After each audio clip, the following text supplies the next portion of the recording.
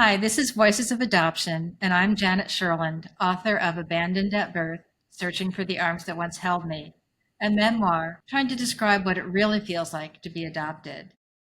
Now I'm speaking with other adoptees and experts about the trauma of adoption and all the misconceptions within the adoption or about the adoption constellation. Today, I'm thrilled to be speaking with Ty Cliffel. Ty is a licensed professional counselor and trust-based relational intervention practitioner, supporting those impacted by foster and kinship care, adoption, and family separation. Through her work at Adoption Network Cleveland, Ty is committed to creating healing spaces for individuals navigating the complexities of adoption and DNA discoveries, reunion, and its aftermath. Ty is a domestic adoptee in reunion since 1993. It is so wonderful to have you here. I was so grateful for your support over a year ago now, I think it was, when you invited me to speak to the Adoption Network Cleveland. And I found such an open and welcoming and just wonderful environment and group, and was just really touched by the work that your organization does and that you do. So thank you for that. And would you like to tell us anything else about yourself that I might have not have mentioned in that introduction?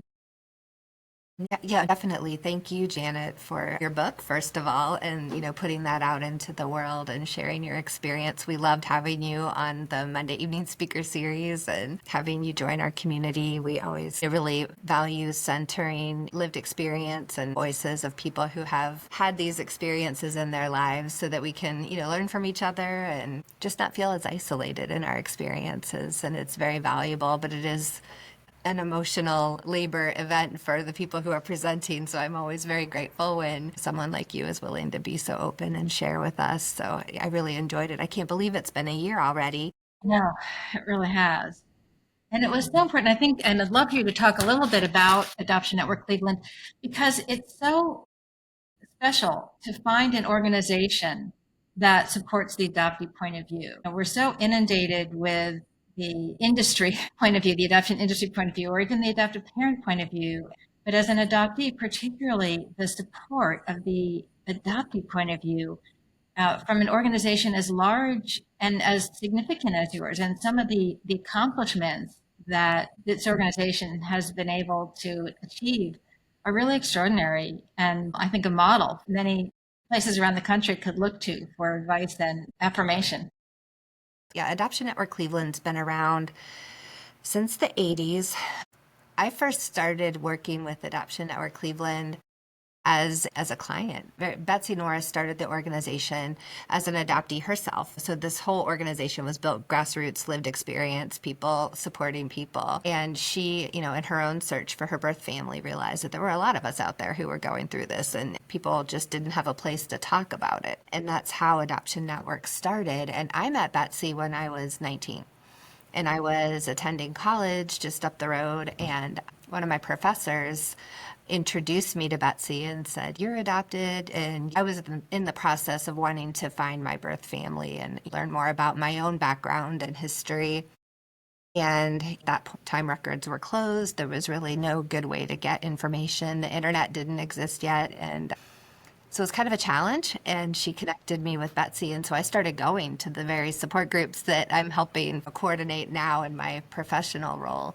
And it was really transformational for me to be able to be in an environment where respect was paramount and people were there to learn. And the organization's built on education and advocacy and support. We don't do adoptions. We don't facilitate adoptions at all. We pick up where all the agencies leave off, where there really wasn't a support place. So what happens afterwards? What happens after the adoption when all the social workers go away and everything's done and you're just living in the world trying to make sense of it? And that's really where the beauty is that when you can sit in the same space with people who have experienced this from any of the angles, you really get the benefit of perspective building. I was able to sit in the same room with other adopted people. I had never done that before. And I was able to hear the stories of birth mothers never had done that before. And then also had the benefit of hearing from other adoptive parents who I just couldn't hear that same message or anything close to it from my own adoptive parents. It was just too close. And so I really got a lot of benefit from being able to listen and understand from different points of view, and then be able to take those conversations home with me and just really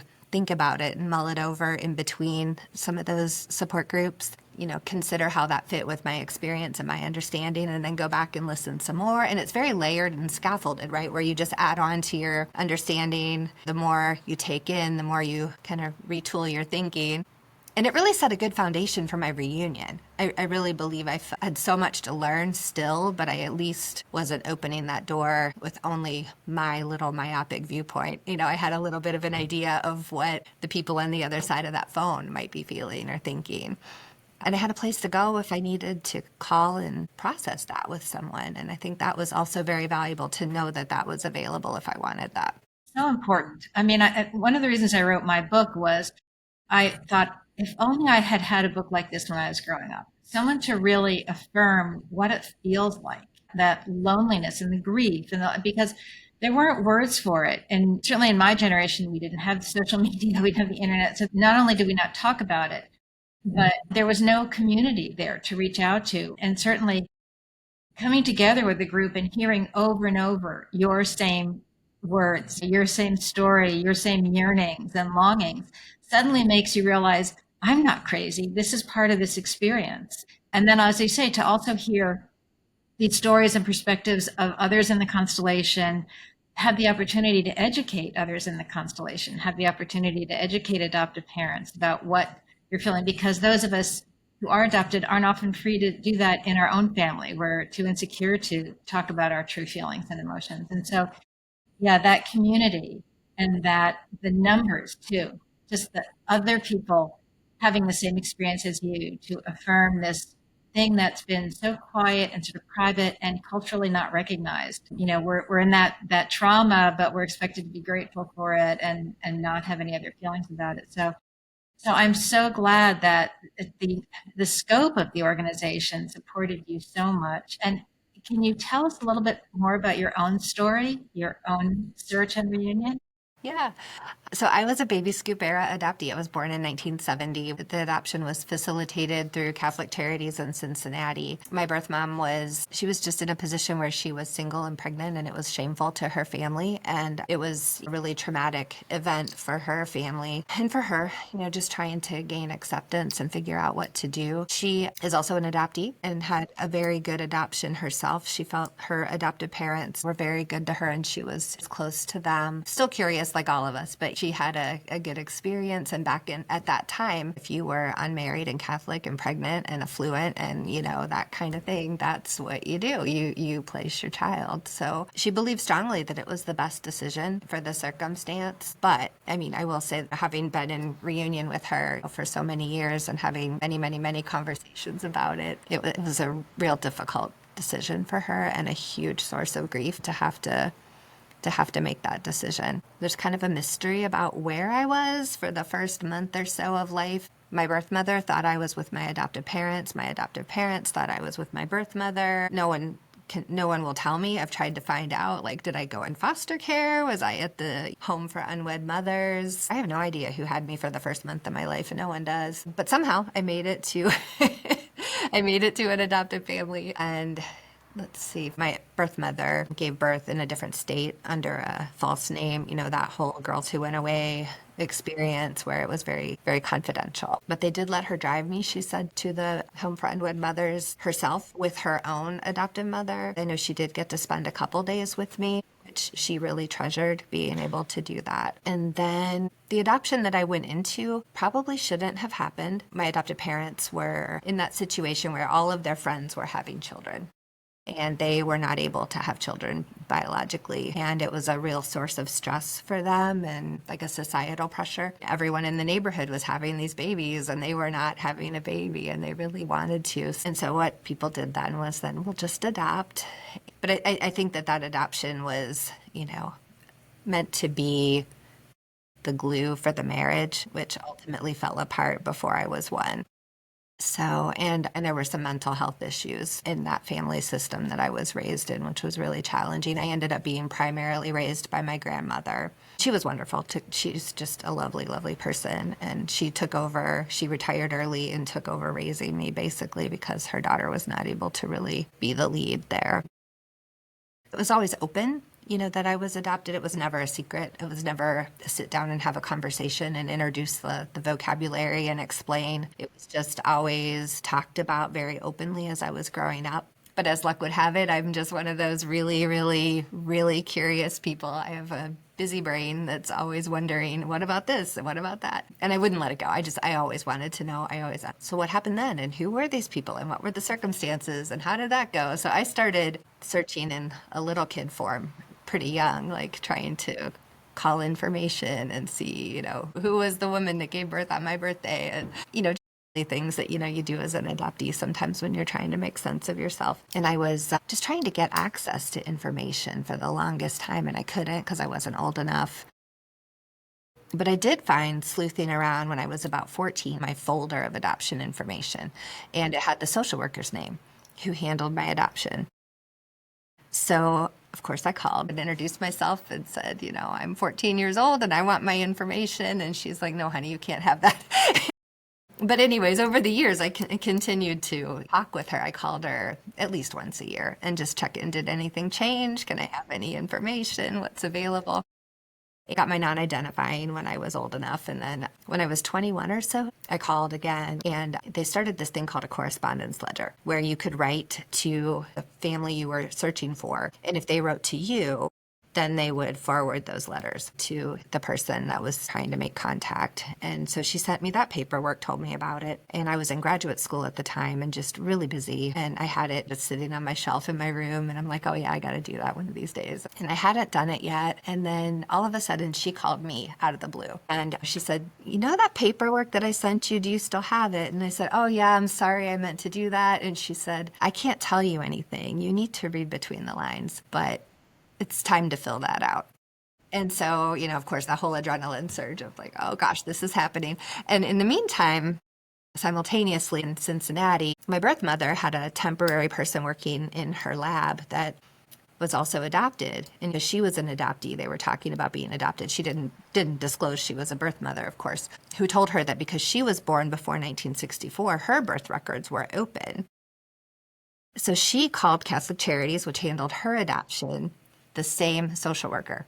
Her adoption, they did my adoption. So she walked in with my birth father, who she married 2 years after I was born. They went in together, and the social worker put it together that they were married, they were together, there were no secrets. She'd been talking to me since I was like way back, and she brought it up with my mom and dad and said, I can't tell you anything. You need to read between the lines. She told them the exact same thing and then handed them that same paperwork and then called me that day and told me to get it done too. And so that's how we were reunited, was just through luck and through someone who took a little risk to give it a nudge. So a couple months later, they came to visit me at my house when I was in graduate school, and we've been connected ever since. What did that feel like? I mean, and especially because you had both your biological mother and father who are now together in life. What was that moment of reunion like? What was it like? And I'm sure this sounds really cliche, but there are no words. And what's really funny is, and knowing my parents now, it makes a ton of sense. My mom is just not someone to talk about feelings a whole lot. She was scared to death. And one of the things that they always did on road trips was stop at outlet malls. Loved the outlet malls. So they were on their way to come meet me for the first time. And this is before cell phones and all that stuff. They just said, oh, we'll be at your house around whatever time it was. They didn't come. Like 2 hours went by and they still weren't there. And my husband now, who I wasn't married to yet, we were still just dating, he was with me. And thank goodness, because at that point I was just like retreating into myself. I was like literally mute. I couldn't even find words. I was just so beside myself about like, they're not coming. I'm not going to see them. They're not interested in meeting me, and all those feelings. But then they did come and explain what they were doing. And I'm like, oh, okay, this is...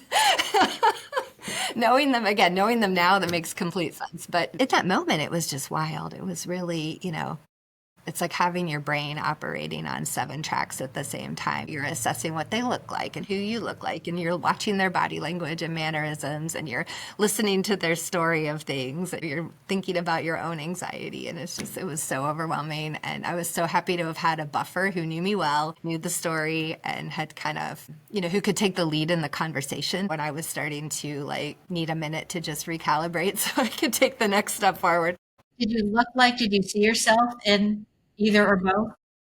Yeah, it's weird. It's so weird because, like, just physical characteristics, I look like my dad, at least generally, but I have things like my mom's eyes and hands and feet and mannerisms and temperament and things like that. We're very similar that way. And I look just like my birth brother, who's 9 years younger. We resemble each other a fair amount.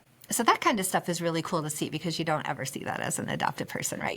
People don't think it's important. How many times I heard as a child and I said, I just want to know someone who looks like me. And they go, oh, that's not important. I don't look like my parents. But it does. It's that mirroring and being able to have this sense of belonging and self because you look like other people and you can see yourself and their history came before you and you're made from them. That's so primal.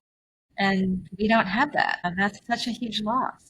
It's so true. And I just remember feeling like the second time we got together, maybe a month later or something, and I had this really weird experience. I was sitting beside my birth mother, and we talked on the phone a few times. We'd already met before. And I just remember sitting beside her, and I noticed this bizarre feeling of calm. And I don't know how to put words to it other than it was just like that genetic mirroring kind of stuff that I felt like at home in that moment in a way that I don't think I had ever felt in my life. That's the biology of belonging, I call it. I mean, it's like our cells recognize our kin. It's like our blood recognizes blood. It's something so almost chemical. I felt that when I met both my parents, but my birth mother didn't want to know me, didn't want to be with me. And so when the few times we met, she was emotionally pushing me away. But still, as I sat next to her, I felt that I belong here. This is my connection. This is who I come from. And it was the weirdest thing because I had this emotional pushing and yet this physical sense of belonging and peace. It's an extraordinary feeling that it's hard to imagine that there are people like us who go through a big chunk, if not most of your life, without ever feeling that feeling of really belonging and being from somewhere and of people. And that's such a huge loss. And I hope that one of the things that we as adoptees, as we talk, allow people who aren't adoptees to appreciate more what they have and how powerful that is, powerful force in their lives. And also helps guide decisions that we're making nowadays with donor conceived individuals or reproductive rights. So you have to understand some of this really deep stuff that goes along with adoption, not just stories about.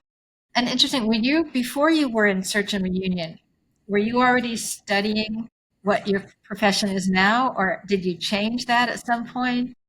I think I wanted to be a math major at one point or something silly. I actually fell into this in a summer job indirectly because I got a job working in a residential treatment center tutoring math with kids who were struggling, that were behind. And I adored those kids. They were so fun. I loved their energy. I loved their spirits. I really enjoyed working with them. And then in those environments, I mean, that's a tough environment. They have a hard time keeping staff, like almost as a rule. So I started picking up shifts in the evening and got trained to work. I was working in the cottages and I'd help get dinner and I'd do rec activities with the kids. It was fun. It was really fun.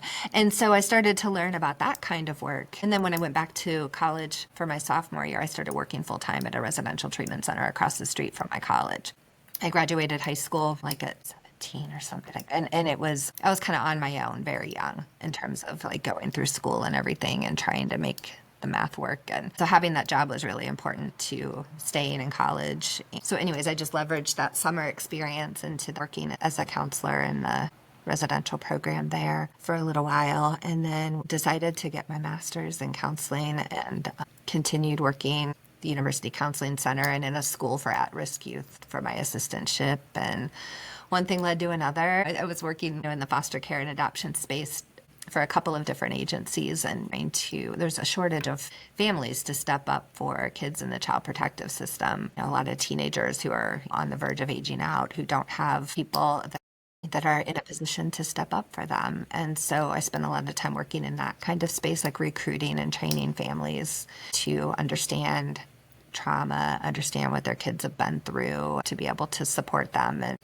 I don't think I could have worked in infant adoption. I have no interest in doing that. But I felt like that was really where you can honor the both and of like, this is a child who has a family, has a history, has been hurt, who still needs someone to have strong connected relationships with to be successful. And I've become very passionate about that kind of work over the years, especially in learning about trauma-informed care and how that impacts the brain and how that impacts behavior and relationships. And that all feeds back into adoption work, right?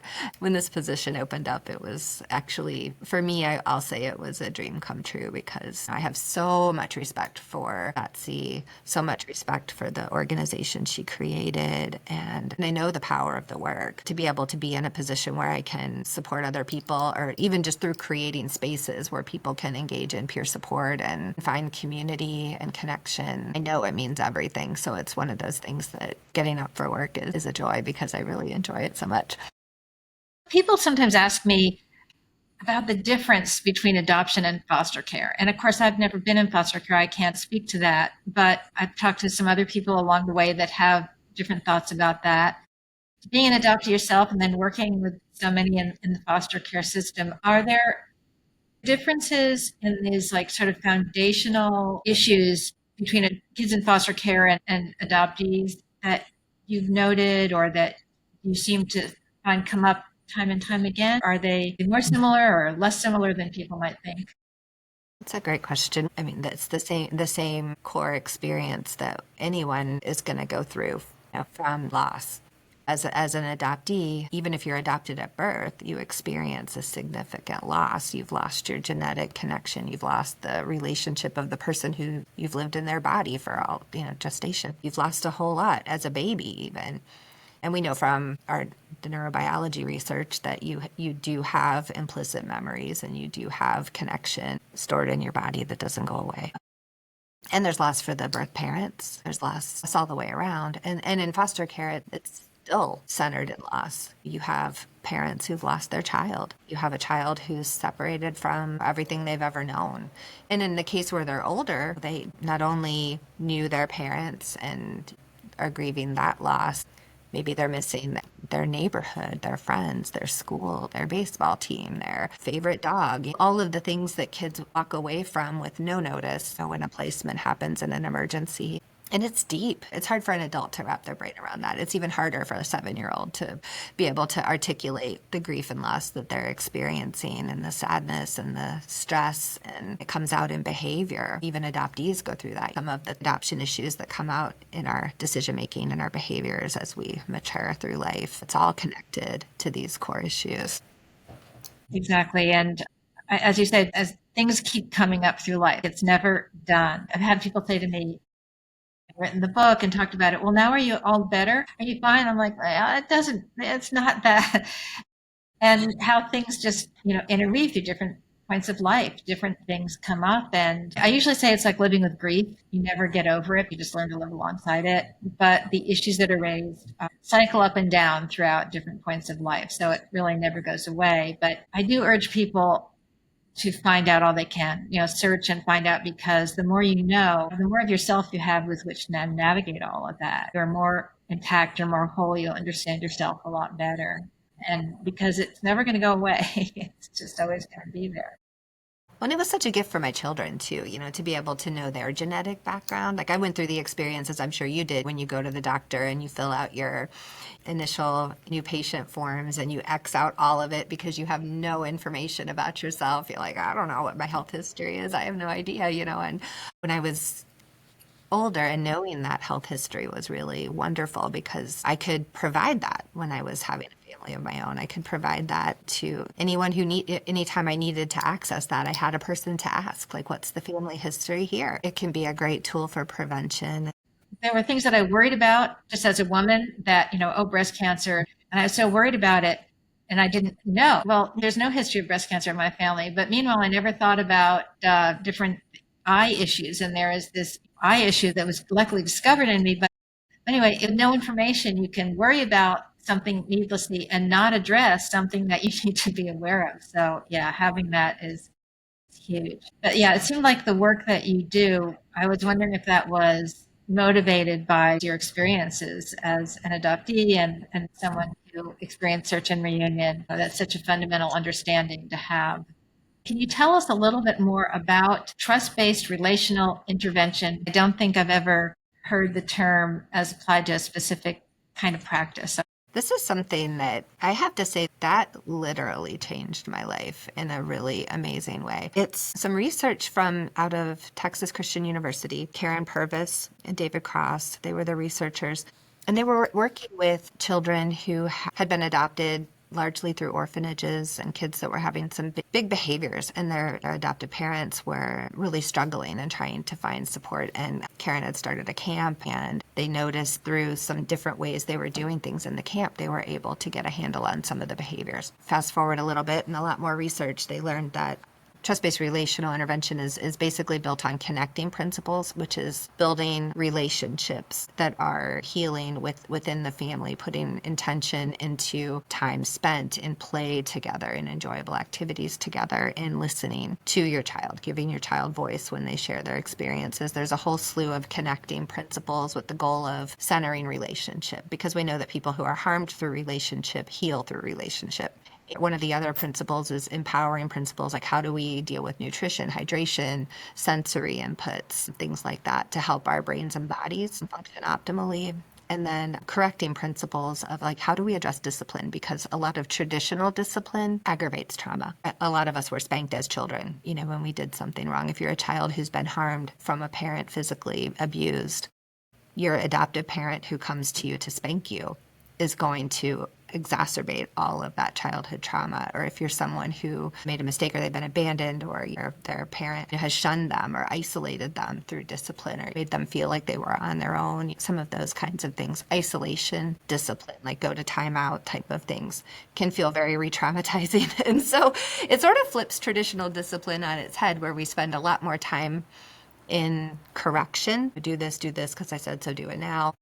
Very different than putting a lot more of your time focused on relationship and focused on meeting needs and working through discipline in a way that is respectful of a child's trauma experience. And so it's a different way of thinking about it. It's a different way of doing things that's really respectful of a child's biology and respectful of their need for control and their need to know what's coming next and their need to know that they're safe, and not just literally safe, but feeling safe, feeling like they're safe to say what's on their mind, feeling that you are able to be there and available to help support them through their emotions, and feeling that there will be food when they're hungry. How many of our kids were not fed? Food wasn't available. How many children have hoarded food and that kind of thing because they don't know when the next meal comes? Their lived experience tells them that things are good today, but they might not be tomorrow. So, that kind of thing, working with kids so that we can lower the anxiety that they're experiencing. And what that does is that gives them the ability to access their thinking brain. They're not living in that primal survival mode all the time. So then you're seeing a lot of great gains where they're able to learn. They're able to thrive in school. They're able to learn some of the social, emotional things that they need to be successful, and able to build relationships with caregivers that they need to heal from the relationship trauma they went through. And so it's not as much a ABCD kind of transactional thing, but it's more like a way you think about things. And the other thing that was really cool about that coursework was its focus on attachment learning. And so I had the experience of being able to learn about attachment in general, and then apply that information to, like, we've all gone through the attachment process as people being raised by someone. And then when you parent, your attachment style comes into your parents' parenting style and all of that. So it was one of those things where I was learning about myself, my experiences in a new way, and then flipping the way I view parenting on a different angle. I learned a lot about medical trauma. One of our children was critically ill as an infant, and we had noticed that her stress levels were different than our other three kids. Like she definitely had some different needs. Things took a little longer to make transitions from A to B. She needed a little more lead time. She needed more explanations of things and who was touching her and why when we went to the doctor and the dentist and things like that. She preferred to be closer to us. And I found that learning about TBRI, my husband and I looked at each other. We're like, we have done this all wrong. So it literally was such a gift in our household to learn about medical trauma and trauma in general. And we're like, okay, we're focusing on the wrong things here. It isn't about the behaviors at all. It's about, what happened to her, and it's coming out in these ways. And just being able to understand that in a different way was really life changing. Once it's explained to you, you can't unsee it. And you're just like, oh, okay, that makes total sense. I haven't been thinking about these things, especially if you didn't have the best role models growing up for parenting. It's really nice to be able to get some coaching that makes sense. That fundamental word trust. I mean, as an adoptee, even in a perfectly fine adoption with caring and loving parents, there's this fundamental lack of trust. Like, if the person who bore me, my blood family, didn't want me and just casually gave me away, what could happen going forward? There's just this fundamental feeling of not being able to trust love and trust connection. And this isn't the family that will protect you, whatever, because you're one of them. You're not. And sometimes you're very different from the parents that adopted you, and that feels even more isolating and less trust there. But that work is very interesting. I didn't know much about it. I think I'll Google it and try to learn a little more. It sounds very human, and like we could all use a little more of what they teach. And it's just good to be able to get that information in the hands of parents who are adopting or fostering, to be able to, help them understand their kids a little better and be more successful in not re-traumatizing. But the whole trust thing is huge. I think you're hitting on something there as an adopted person, where the trust and belonging part is always a thing, because you just don't really belong anywhere, do you? I mean, even still to this day, I enjoy my birth mother so much. I talk to her probably every day, either by text or phone. And I really enjoy that relationship with her, but it's different than what she has with her son that she raised. It's different than the rest of the family has with her. I've said it's sort of where I end my book up, but you're not really part of your adoptive family because you're not sharing blood. But when you find you're not really part of your biological family because you don't have memories, you don't have all those days and weeks and months and years. And you may have a lovely, wonderful family, as I do, when you become an adult, but that's not a foundational family. Your foundation is sort of one foot in a couple different families, and it's hard work to kind of integrate who you are, what parts of you are this and what parts of you are that, and accept yourself and always feel that you're really not at home anywhere. You're kind of at home in one family, you're kind of at home in another family, and you've kind of built a home in another family, but it still leaves you, no matter how old you are and how much you understand and how much you've thought about it and how much help you've gotten processing it, that it's very lonely to be an adopted. And then again, culturally, people don't understand or respect our experience. They think we should just be grateful and we had a home and isn't that wonderful?